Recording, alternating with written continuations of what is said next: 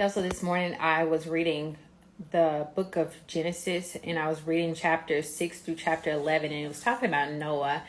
And I wanted to read Noah because I wanted to see how it related to what is going on in the world now, because I feel like we are literally living in the times of Noah again, but the only difference is God is not going to ruin the world or completely destroy the world with water.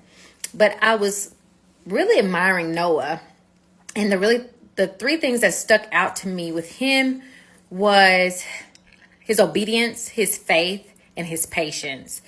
Can you imagine being on a boat for over a year with all these same animals, having to do the same routine, but in this closed off space, waiting for God to give you the all clear to land, or not to land like it's a plane, but to dock? Then I thought about his obedience and how he spent so many years building this boat with specific instructions from God. And despite what other people were saying, whether they were laughing at him, mocking him, like, how are you building a boat when you've never seen a boat before? And how are you talking about it's going to rain when you've never seen rain? And that has to be the biggest, both faith and obedience, because you have to have the faith that God called you to do this thing, whether nobody believes you or not, and also the obedience to follow it through. And then years and years of building this thing and still not seeing anything happen. The other thing was being the only one in the only family that God saved because of your obedience, because of your faith.